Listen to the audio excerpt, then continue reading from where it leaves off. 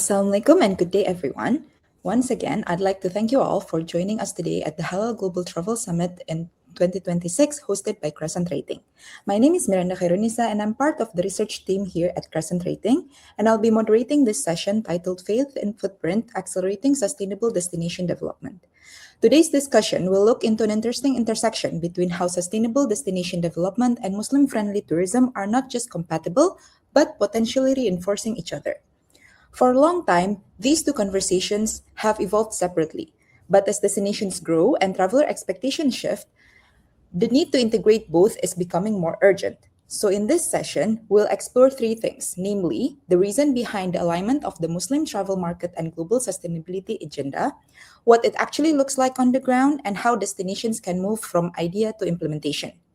Joining me here today is an excellent panel of experts of destination leaders and sustainability practitioners who can shed a light on both strategic and practical perspectives to this topic.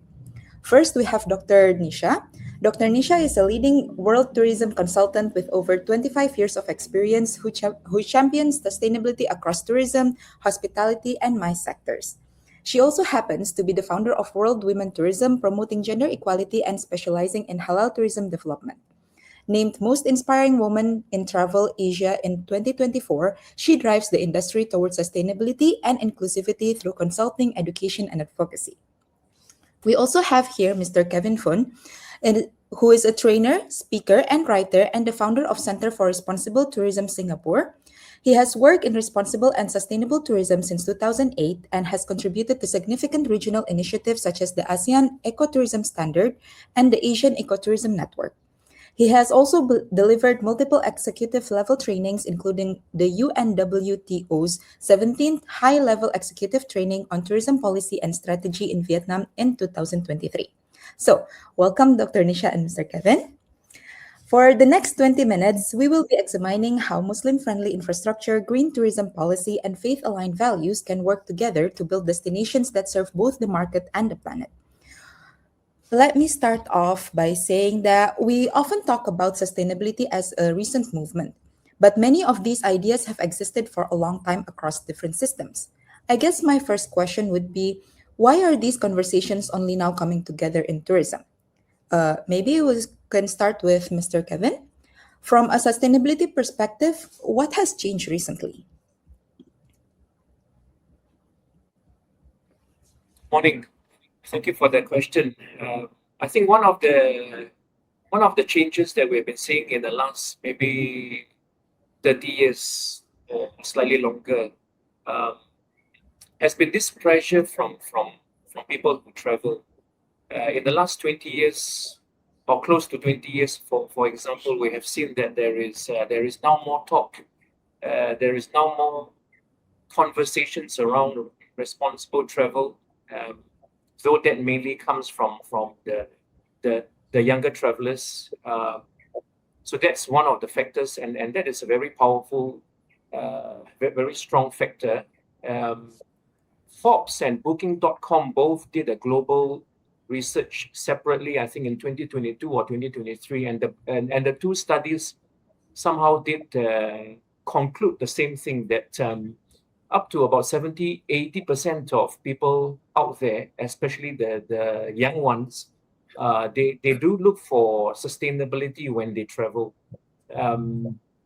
Having said that, we are mindful that there's always this thing called there's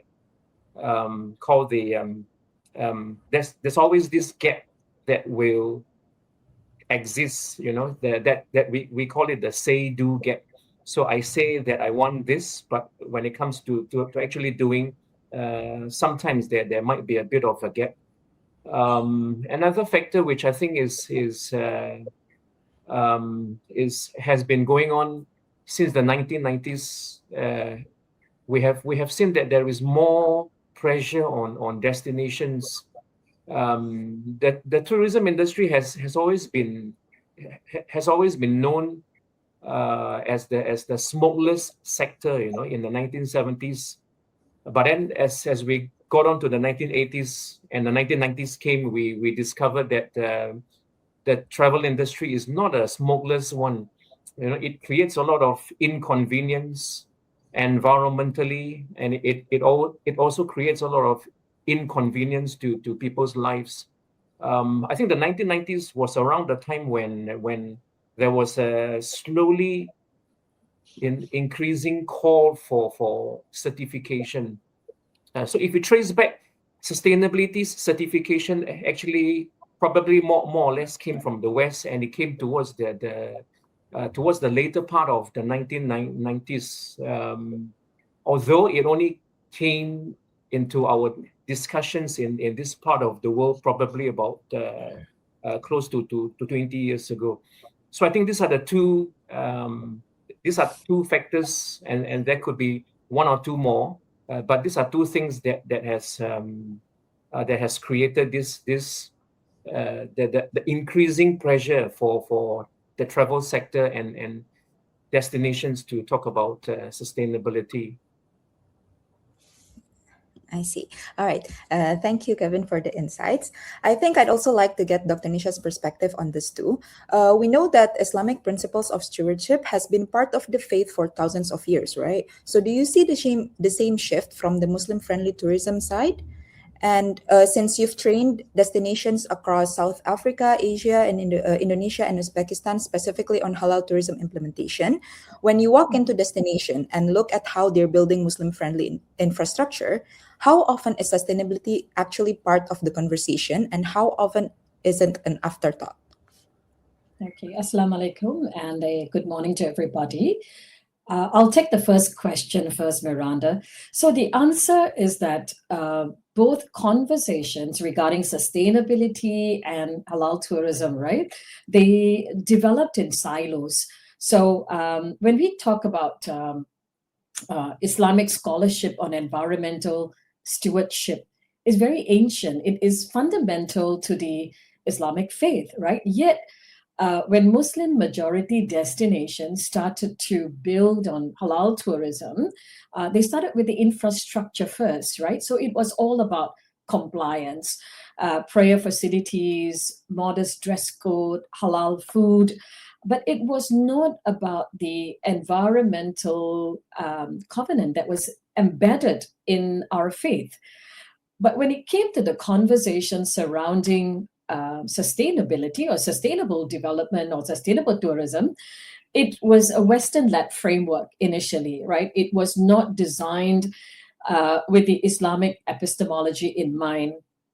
So it seemed to be for many halal tourism destinations or institution as a external mandate rather than a faith-based internal imperative, if I may call it.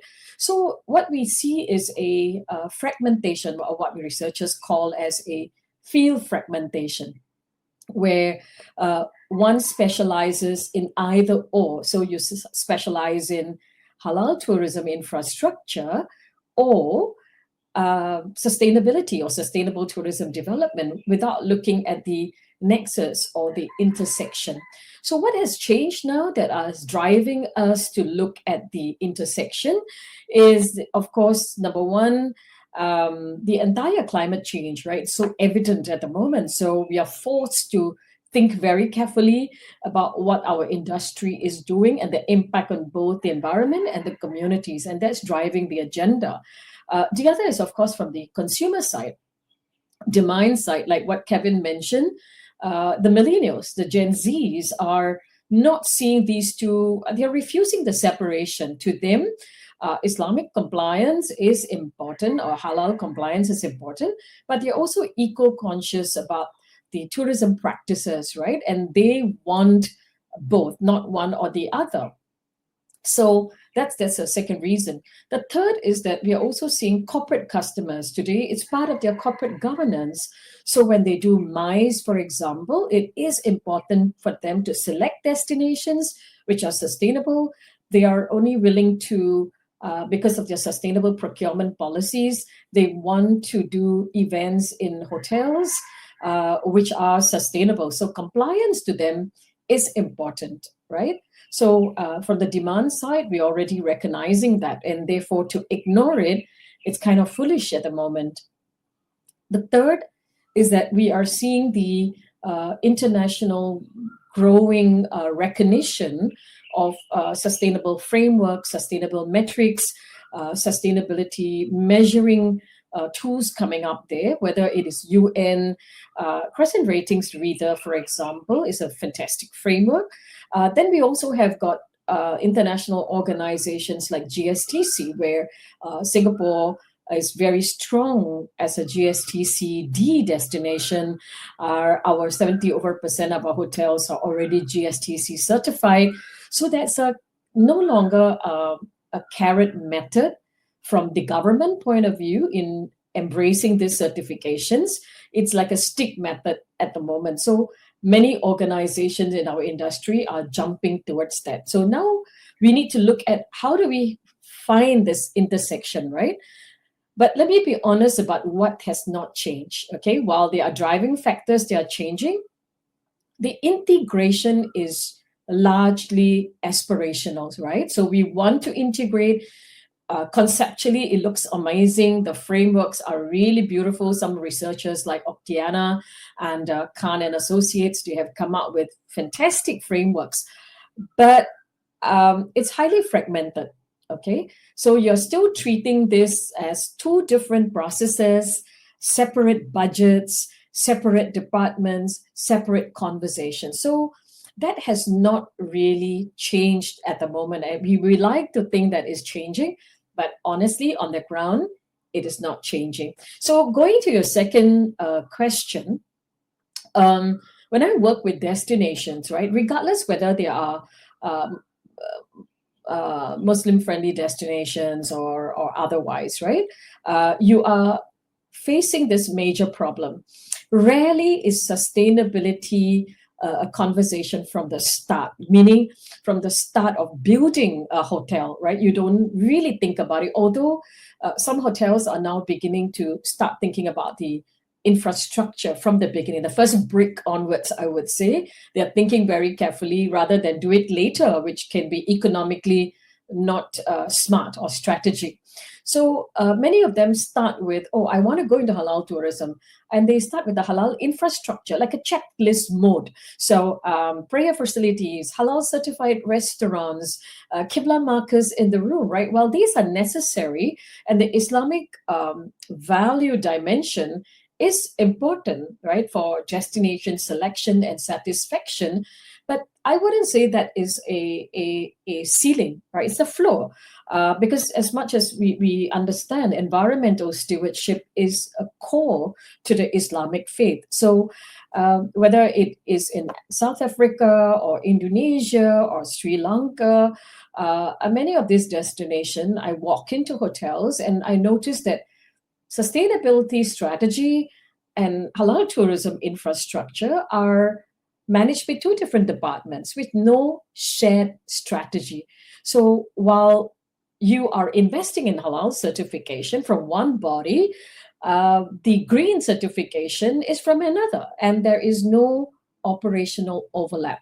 So in this situation, I think it's really important for us to because it's a challenge, right?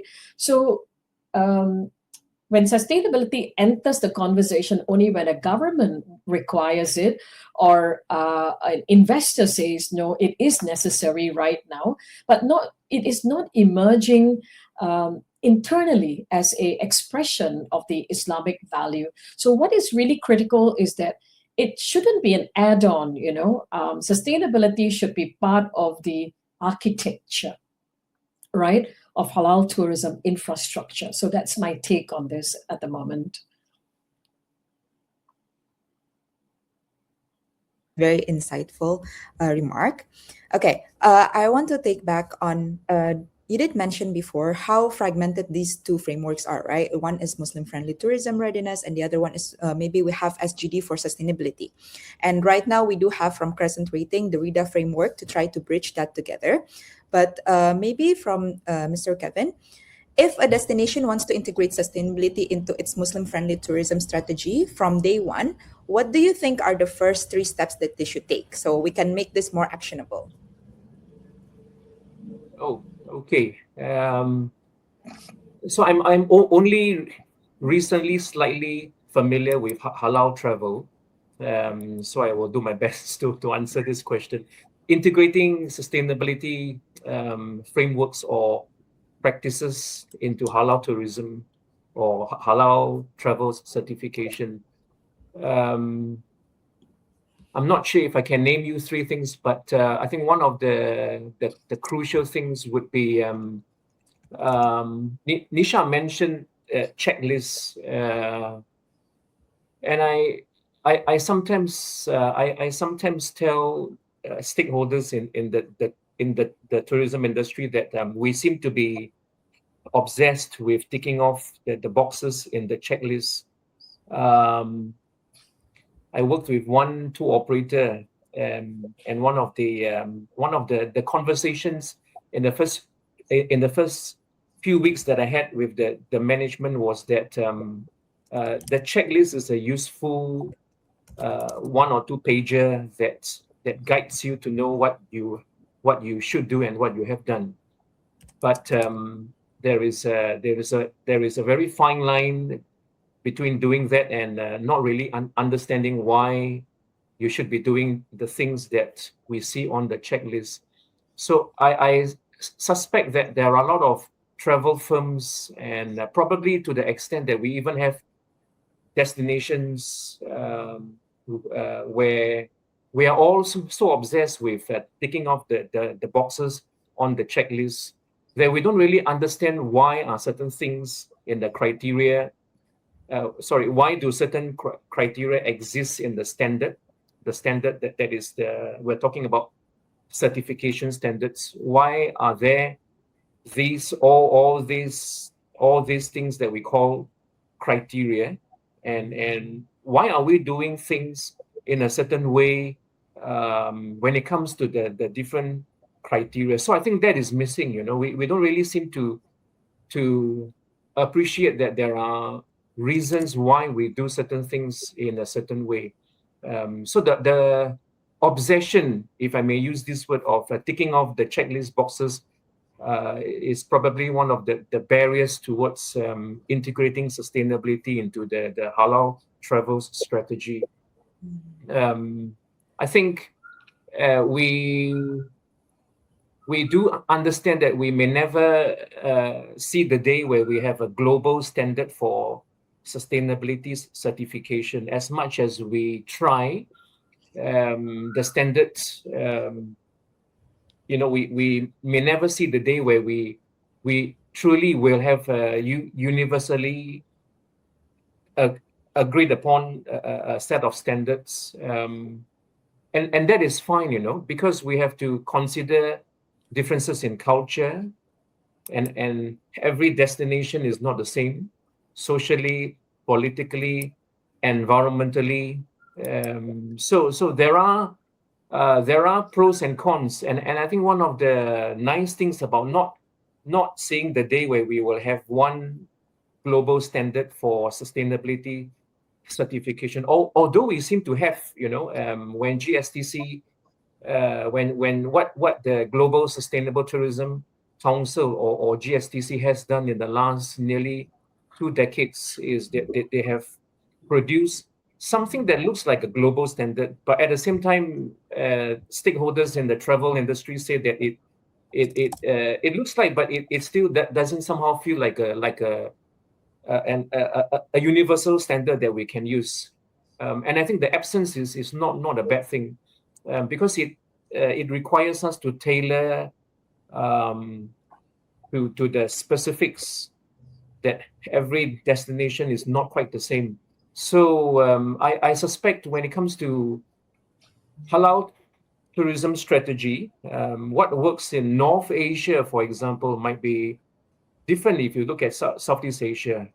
And then you go across a few hundred miles to South Asia, where things will also not be the same.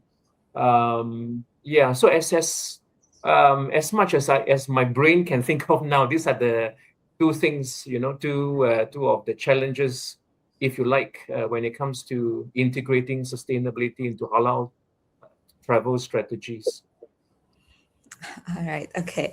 Thank you, Kevin. Maybe I would also like to get Dr. Nisha's perspective on this. If we do try to integrate it, who do you think should lead this, and how can we make it happen in practice? Yeah, I think it's a very important question, Miranda. And what Kevin says, when it's quite dangerous right now when you're looking at Muslim destinations as well as non-Muslim destinations are very eager because of the explosive growth in halal tourism, right? Certifications, halal infrastructure, checklists are coming. But if you are just merely looking at such infrastructure from a checklist point of view, right, and you're forcing onto the consumer and claiming it without proper integrated frameworks, I would call it halal washing, something like greenwashing. But today's discerning consumers can see the authenticity of that, whether it's lacking or whether it's genuine. So if we are going to go back to this and do it properly, my suggestion is threefold, right? Number one, anchor our strategy in Islamic values and not just global frameworks, meaning before we take any certification schemes out there, regardless of whether it is GSTC or RITA framework, and then do the checklist, we need to think about a values audit, right? So stakeholders could come together and look at mapping the Islamic values and principles and translate that into specific commitments when it comes to operationalizing it in the tourism context within their local context. So it is not a theological exercise, I would call it. It's a very strategic one where you are coming up with an internal compass that guides your action, right? And I would say that not just for halal tourism, I would say that even for organizations which are really seriously thinking about sustainable tourism and regenerative tourism, you have to really be very committed to every decision, every action that is grounded on sustainability. And this would create a legitimacy among Muslim travel communities that I would say certification alone cannot provide, right? So also form alliance and work with, I would say, religious leaders, right, who can guide as to or validate, right, a destination's sustainability commitment as being authentic expressions of Islamic stewardship, not just borrowed from some secular frameworks, right? So that integration should be very clear. That's number one. Number two, looking at frameworks like RITA, I think it's a very good framework out there right now. I would say one of the best, right? But it shouldn't be used as a marketing label again, right? So it came out to guide the industry, right? And it should be not seen as a marketing label. Again, you purchase that or you go into checklist one more time. So when you don't use that, right, as a promotional claim, but you look at it from a daily management tool, right, then you can see that it is genuine transformation towards sustainability and it avoids being halal washing, right? So that's number two. Number three, train. Big problem in our industry, right? We don't really walk the talk. So I would say this is consistently lacking in my field work with many tourism destinations, organizations. You find that the hotel managers, destination managers, tour guides, tourism fronting officers lack the integrated knowledge, right, to deliver on sustainable halal tourism promise. So they can tell you where the prayer room is, they can tell you whether a washroom has bidet or not, but they cannot talk to you about hotel waste management program, which is an expression of the Islamic stewardship. So they have not been equipped to walk the talk. So training must be dual layered. So there must be an understanding of sustainable halal tourism and that it requires to be operationally consistent with Islamic values. And then marketeers at the same time also need to create promotional campaigns not just imagery, of dress code, prayer rooms, which we see that these days, halal tourism products, food items, souvenir shops. But there should be storytelling, narratives, stories of communities that are empowered by tourism, heritage preservation, right? Environmental stewardship, everything aligned to the Islamic faith, right? It should be very clear in our promotional or marketing material. Charity, giving back programs, Sadaqah, for example, aligned CSR programs need to be expressed, told as stories, which enable the traveler, educate the traveler as well, and give them the opportunity to be co-creators, okay, to participate in community benefits. So it's not just like an act of worship, but you're giving a consumer the choice to co-create whatever our faith inspires us to do, as well as the importance, of sustainability at the moment in the world. Okay. All right. All right. Thank you very much, Dr. Nisha, for that very deep dive on how we can put that into practice, right? So it's clear from this discussion that sustainability and Muslim-friendly tourism are not actually separate agendas, but they're fundamentally aligned. The challenge is now not only in raising awareness, but also in execution. So how quickly destinations can move from merely concepts to its implementation. And perhaps more importantly, who will take the lead in driving that change. So maybe for the last part, I'd like to give a chance for the panelists if you have any final conclusion or final thoughts you'd like to share with the audience on how the future of travel will be with the rise of demand from the environmentally conscious travelers. Maybe just a short 2 to 3 concluding statements, Mr. Kevin. Yeah. I'll keep this short. In my research of this topic, only in the last few years have I actually started to sit down and read up more about this topic, which I have in the past often seen as a very niche area, halal travel, and in my understanding, I seem to have the wrong mindset. It is not a niche area anymore. It's becoming more mainstream, and it shouldn't be seen as a niche. And I think the problem sometimes can happen when destinations see it as a niche. Halal travel is a niche, with increasingly so many more people in the Muslim world traveling, especially the generations after us.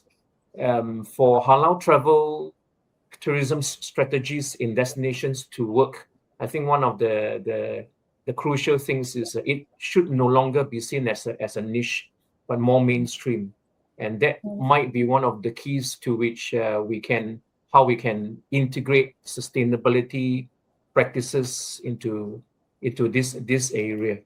Yeah, that's the statement that I want to make. Thank you. All right. Thank you. What about Dr. Nisha? Would you like to share any concluding statements? Yeah.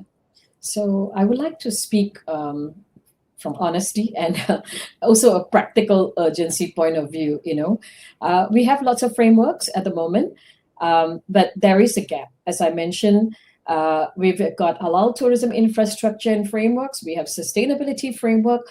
The real problem at the moment is that we tend to specialize in one or the other. What we really need to do is a multi-stakeholder approach, come together and look at a integrated approach, an integrated framework.